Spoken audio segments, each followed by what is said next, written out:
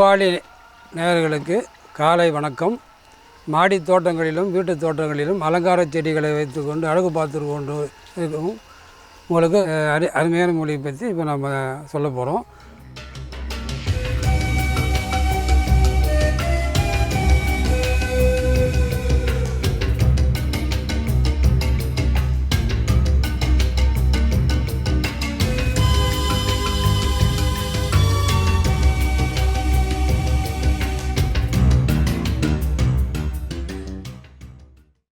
இந்த துத்தி கருந்துத்தி என்பது வட்ட துத்தி, சிறு துத்தி என்று வகை உண்டு.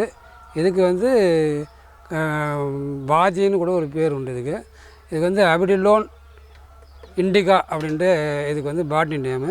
இதனுடைய குடும்பம்னு பார்த்தீங்கன்னாக்கா பல்வேசியா அப்படின்ட்டு இதுக்கு குடும்பம். அது மாதிரி இந்த குடும்பத்தில் தான் இந்த துத்தி இருக்குது. இந்த துத்தியினுடைய அபூர்வமான மருத்துவ குணம் என்னன்னு கேட்டிங்கன்னா, நவ மூலங்களையும் இது சரி செய்யக்கூடியது.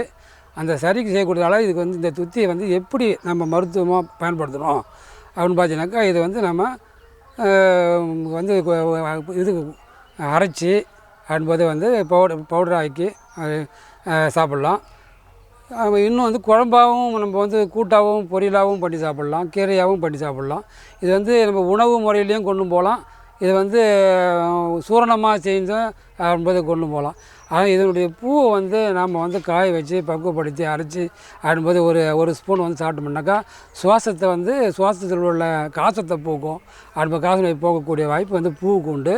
அப்படின்போது இந்த செடியினுடைய மூலத்தையும் நம்ம இடித்து அப்படின்போது பவுடர் பண்ணி சூரணமாக வச்சு அப்படின்போது இதை நம்ம காலையில் ஒரு ஸ்பூன் சாப்பிட்டு வந்தோம்னாக்கா அந்த குடலில் இருக்கக்கூடிய அல்சரை போக்கும். அப்படின்போது குண்ம குணங்களை போக்கும். அப்படின்போது உடலில் இருக்கக்கூடிய வெப்பத்தை குணப்படுத்தும். அதே மாதிரி மூலங்கள் இருக்கக்கூடிய சீர் மூலம், ரத்த மூலம் அப்படின்ற இந்த மூலங்களை குணப்படுத்தும். இந்த படுத்தக்கூடிய ஆற்றல் இந்த துத்திக்கு உண்டு.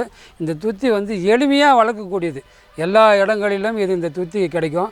இதில் வட்ட தூத்தின்றது கம்மல் மாதிரி இருக்கும். சின்ன பிள்ளைகள் இந்த கம்மல் காய் சொல்லி விளையாடுவாங்க. விளையாடும்போது இந்த துத்தி எல்லா இடத்துலையுமே வளரக்கூடியது. காய் மூலியமாக வளரக்கூடியது. விதை மூலியமாக தான் இதுக்கு இனவர்த்தி பண்ணுறோம். அப்படின்போது இந்த செடியை எல்லா தோட்டங்கள்லேயும் வளர்க்கலாம், மாடிகள்லேயும் நம்ம வளர்க்கலாம்.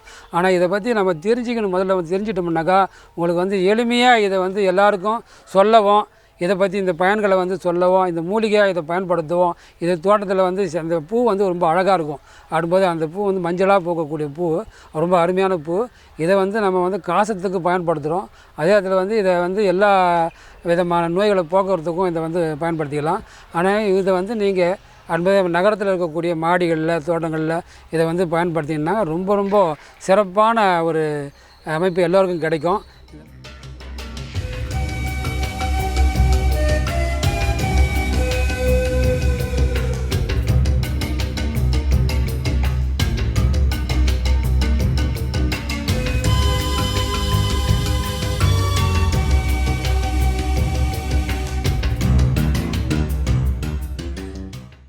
இந்த மூலிகை அது மூலிகையாக நம்ம பயன்படுத்துகிறோம். அதே இடத்துல உணவாக பயன்படுத்துகிறோம்.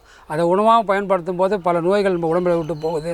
அதனால் அடும்போது இந்த மருந்தாக மற்றவங்களுக்கு நம்ம பவுடர் பண்ணி கொடுக்கலாம். அதே இடத்துல இந்த செடியாகவும் நம்ம எல்லாருக்கும் பயன்பெறக்கூடியதாக நம்ம வெளியே விலைக்கு சொல்லலாம். அதனால் விழிப்புணர்வு நிறைய பேருக்கு மூலிகை பற்றிய விழிப்புணர்வுக்கு ஈஸியாக கிடைக்கக்கூடிய வாய்ப்பு வரும். அதனால் நீங்கள் எல்லோரும் இந்த துத்தியை குடல் சம்பந்தப்பட்ட வியாதிக்கும் மூல வியாதிக்கும் அடுப்போது பயன்படுத்தி பயன்பெற வேண்டும். அடுப்போது இந்த இது எல்லா இடங்கள்லையும் அடுப்போது இந்த மூலிகை பற்றி தெரிஞ்சுக்கணும். அடுப்போது அதனால் இந்த எல்லாமே நீங்கள் வீட்டு தோட்டங்கள்லேயும் மாடி தோட்டங்கள்லேயும் அருமையாக அதை வளர்த்து இதனுடைய மகத்துவத்தையும் இதனுடைய இனப்பெருக்கத்தையும் அடுப்போது எல்லோருக்கும் அடுப்போதை சொல்லவும், இதை விழிப்புணர்ச்சி ஊட்டவும் அடுப்போது உங்களுக்கு நான் அடுப்போதை சொல்லிக்கொள்ள கடமைப்பட்டுள்ளேன்.